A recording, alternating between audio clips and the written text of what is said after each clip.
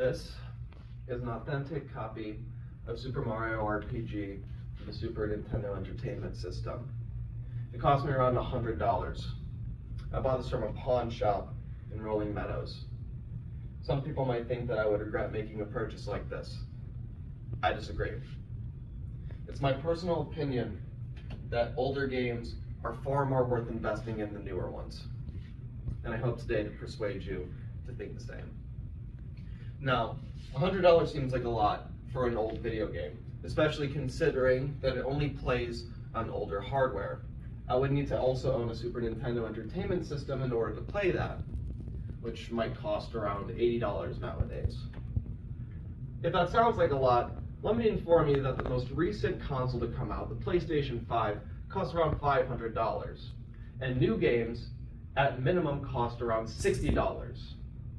And even nowadays, companies are trying to charge $70 for what they say is new luxury AAA gaming.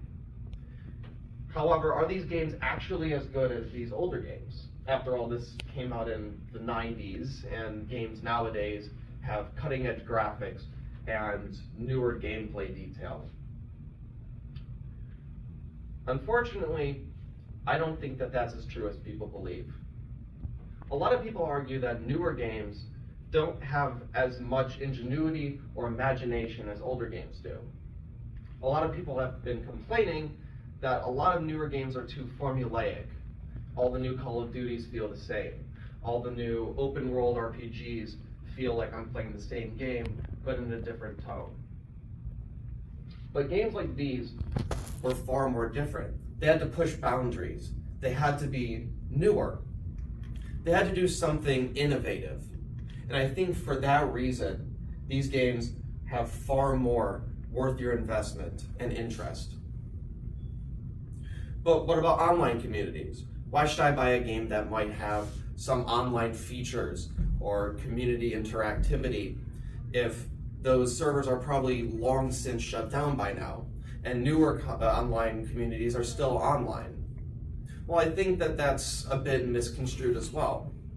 Online communities are only online as long as the official company decides to continue to promote it. A lot of reasons online communities that no longer exist is because they're outdated or because the console was faded out.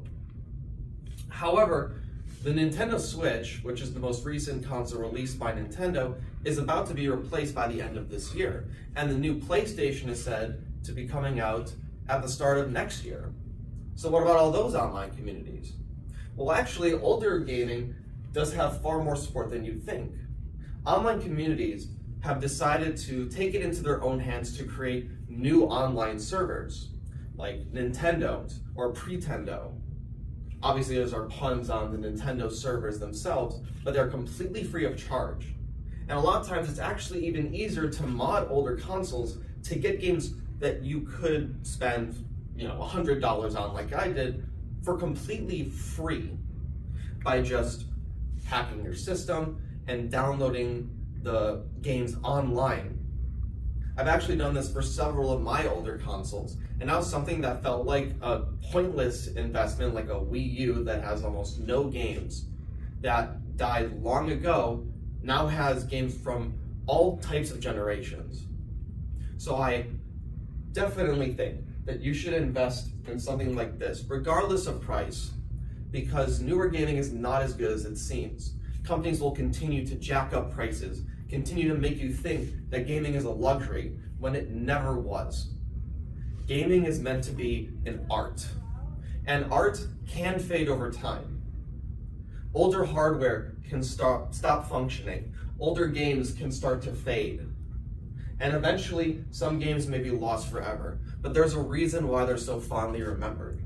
Silent Hill 2 is one of the most fondly remembered games ever created, and it could cost you around $200 to get a physical copy of it, as well as another $70 to get the console that it runs on.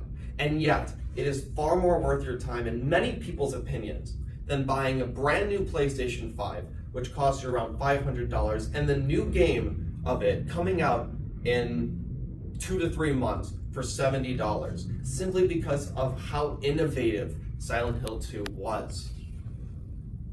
And it's for these reasons that I genuinely think that you should invest in older gaming.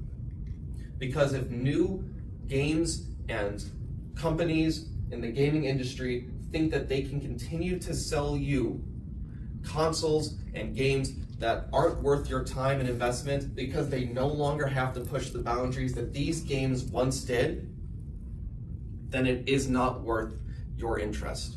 So please, take my word for it, and don't think that this is such an insane thing to do, because it is far more worth your time to own something that belongs to you, that always belonged to you, than something that will only belong to you for a while until companies decide that it is no longer worth their time and interest.